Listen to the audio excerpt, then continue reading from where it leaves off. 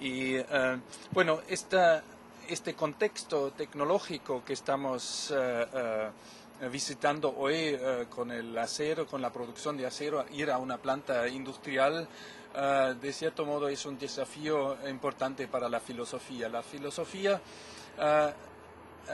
que se puede considerar como una disciplina muy vieja, efectivamente, históricamente no tenía que ver nada con tecnología en el propio sentido, y en ese sentido toda la revolución tecnológica desde el siglo XIX y el siglo XX es un desafío importante para el hecho de cómo pensar la técnica o cómo pensar la tecnología. En ese sentido, como Giuseppe ayer hizo referencia a Adorno o como un exponente importante de la filosofía de la mitad del siglo XX, incluso podemos decir desde Adorno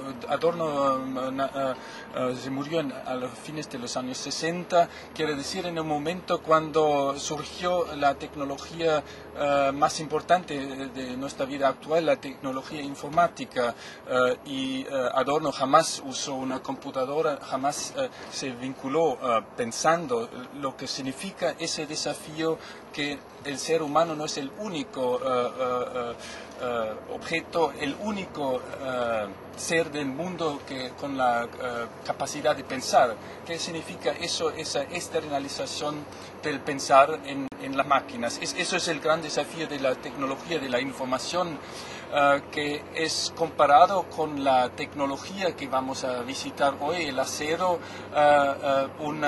marca una diferencia importante en el sentido de que es una tecnología que se vincula con energías muy bajas, de corriente muy bajas, y no de las energías muy altas y del peso muy alto. Así que las tecnologías del control son las tecnologías livianas.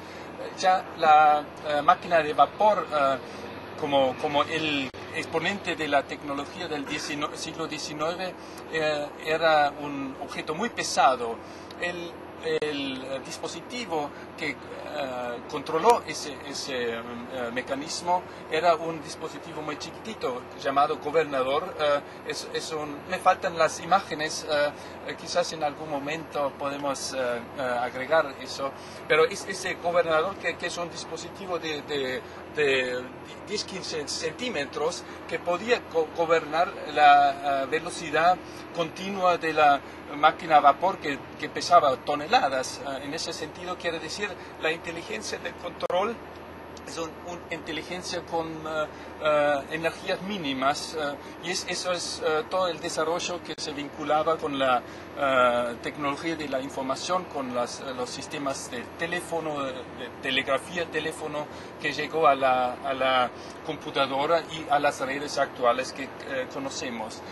Con todo esto, por un lado, la tecnología de la información que creó una externalización tecnológica de una facultad importante del ser humano, del pensar. Podemos decir, eso es el objeto clásico de la filosofía, el pensamiento, y cómo considerar la forma, cómo funciona el pensamiento. Hoy en día podemos hacer filosofía en el sentido de analizar máquinas de información. Las máquinas de información no son un invento del todo, sino tienen los antecedentes en las máquinas clásicas, como máquinas vapor, las máquinas eléctricas y todo eso. Y por eso hoy quiero referirme al hecho que es una máquina, o cómo se podría desarrollar una idea más clara de la máquina, y en contexto con eso, que son los medios técnicos que son esa tecnología de información. En ese sentido, eso vamos a intentar pensar un poco ahora en el camino a la planta industrial.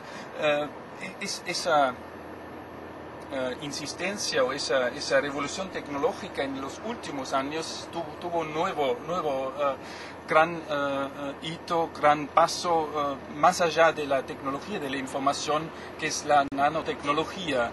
Ya como dice la palabra, se trata de tecnología, pero no en el campo de las ingenierías, sino es algo, un procedimiento, una práctica que nace en las ciencias naturales y exactas. Quiere decir, las ciencias que analizaron hasta hace unos pocos años la naturaleza en su estructura básica, física, química y biológica, llegan a un momento de elementos básicos de la estructura de la vida, de la naturaleza, y cambian la estrategia, empiezan a diseñar. Eso es justamente lo que se llama nanotecnología, ese giro al diseño, giro a la construcción de elementos naturales. Eso es algo que presenta una situación totalmente nueva, la que podemos comparar quizás con la innovación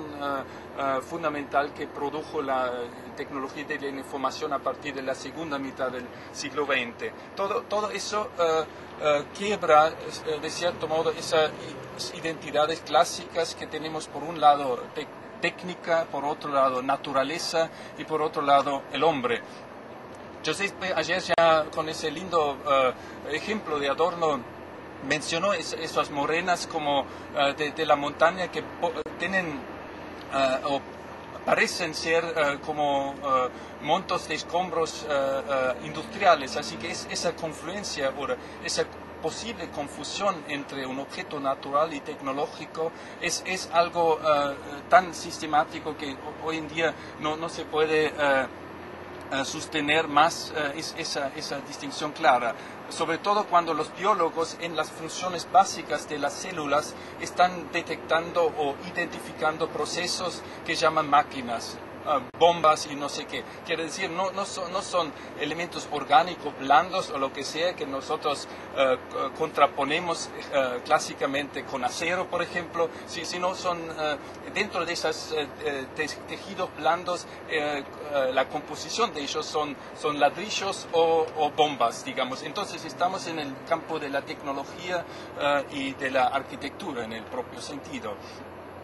Por eso me parece importante quizás empezar con una cuestión sobre las máquinas, cómo podemos pensar máquinas y medios técnicos, también sobre todo en relación con la arquitectura, el objeto arquitectónico.